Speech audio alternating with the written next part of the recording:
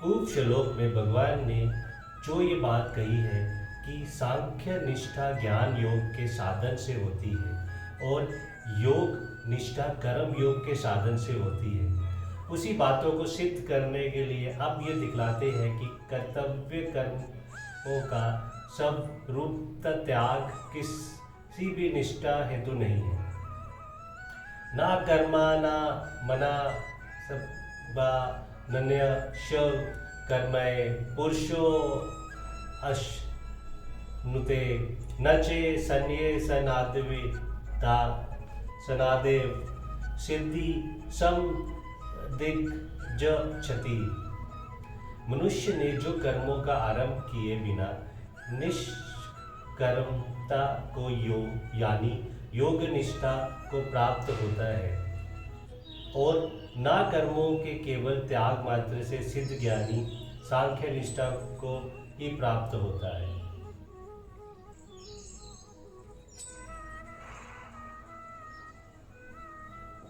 यहाँ निष्कर्म पद किसका वाचक है और मनुष्य कर्मों का आरंभ किए बिना निष्कर्मता को प्राप्त नहीं होता, इस कथन का क्या भाव है? कर्म योग की जो परिपक्व स्थिति है जिसका वर्णन पूर्व श्लोक की व्याख्या में योग निष्ठा के नाम से किया गया है, उसी का वाचक यहाँ निष्कर्म यम पद है। इस स्थिति को प्राप्त पुरुष समस्त कर्म करते हुए भी अपने स्वतः मुक्त हो जाता है, उसके कर्म बंधन से हेतु नहीं होते। इस कारण इस स्थिति को निष्कर्म अर्थात निष्कर्मता कहते हैं। ये स्थिति मनुष्य को निष्काम भाव से कर्तव्य कर्मों का आचरण करने से ही मिलती है, बिना कर्म किए नहीं मिल सकती। इसीलिए कर्म बंधन से मुक्त होने का उपाय कर्तव्य कर्मों को त्याग कर देना नहीं है, बल्कि उनका निष्काम भाव से करते रहना ही है। यही बात दिखलाने के लिए कहा गया है कि मनुष्य कर्मों का आरंभ किए बिना निष्कर्म को नहीं प्राप्त होता है। कर्म योग का स्वरूप तो कर्म करना ही है, उसमें कर्मों का आरंभ ना करने की शाखा नहीं होती। फिर कर्मों का आरंभ किए बिना निष्कर्मता नहीं मिलती। ये कहने की क्या आवश्यकता है? भगवान अर्जुन को कर्मों के फल और आस्तिका का त्याग करने के लिए कहते हैं और उसका फल कर्म बंधन से मुक्त हो जाने बतलाते हैं। इस कारण वे ये समझ सकता है कि यदि मैं कर्म ना करूं तो अपने आप ही उनके इस बंधन से मुक्त हो जाऊंगा, फिर कर्म करने की जरूरत ही क्या है। इस भ्रम की निवृत्ति के लिए पहले कर्म योग का प्रकरण आरंभ करते समय भी भगवान ने कहा कि मां ते स्थंगो सत्व कर्मणि अर्थात तेरी कर्म न करने में आस्तिक नहीं होनी चाहिए।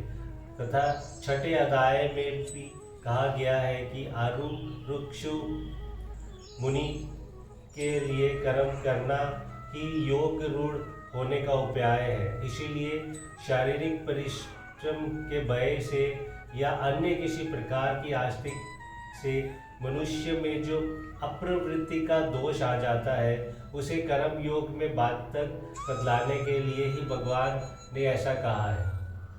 यहाँ सिद्धिम पद किसका वाचक है और कर्मों के केवल त्याग मात्र से सिद्धि को प्राप्ति नहीं होती, इस कथन का क्या भाव है? जो ज्ञान योग की सिद्धि यानी परिपक्व स्थिति है, जिसका वर्णन पूर्व श्लोक की व्याख्या में ज्ञान निष्ठा के नाम से किया गया है तथा जिसका फल तत्व ज्ञान की प्राप्ति है, उसका वाचक यहाँ सिद्धिम पद है। इस स्थिति पर पहुँचे कर साधक ब्रह्म भाव को प्राप्त हो जाता है। उसकी दृष्टि में आत्मा और परमात्मा की किंचन मात्र भी भेद नहीं रहता, वह स्वयं ब्रह्म रूप हो जाता है। इसीलिए स्थिति की सिद्धि कर कहते हैं। ये ज्ञान योग रूप सिद्धि अपने वर्ण श्रम के अनुसार कर्म योग्य कर्मों के कर्ता पन का अभिमान त्याग तथा समस्त भोगों में ममता आस्तिक और कामना से रहित होकर निरंतर अभिन्न भाव से परमात्मा के स्वरूप का चिंतन करने से ही सिद्ध होती है। कर्मों का स्वरूप से त्याग कर देना मात्र से नहीं मिलती, क्योंकि अहंता, ममता और आस्तिका का नाश हुए बिना मनुष्य की अभिन्न भाव से परमात्मा में स्थिर स्थिति नहीं हो सकती, बल्कि मन, बुद्धि, शरीर द्वारा होने वाली किसी भी क्रिया का अपने को कर्ता न समझकर उनका दृष्टा साक्षी रहने से उपयुक्त स्थिति प्राप्त हो जाती है। इसीलिए सांख्य योगी को भी वरना श्रमोचित कर्मों का स्वरूप से त्याग करने की चेष्टा न करके उनमें कर्तापन, ममता, आस्तिक और कामना से रहित हो जाना चाहिए। यही बात दिखलाने के लिए यह बात ये कही गई है कि केवल कर्मों के त्याग मात्र से सिद्ध प्राप्त नहीं होती। अनार, मबाद और सन्य सनाद इन दोनों पद का ही अभिप्राय है या भिन्न भिन्न? यदि भिन्न भिन्न है तो दोनों में क्या भेद है?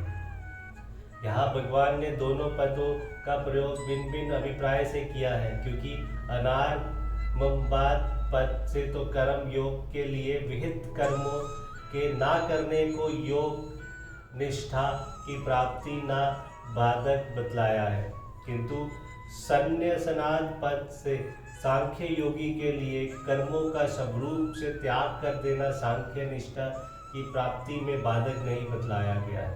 केवल यह बात कही गई है कि उसी से उसे सिद्धि नहीं मिलती। सिद्धि की प्राप्ति के लिए उसे कर्तापन का त्याग करके सच्चिदानंदन ब्रह्मा में अभेद भाव से स्थित होना आवश्यक है।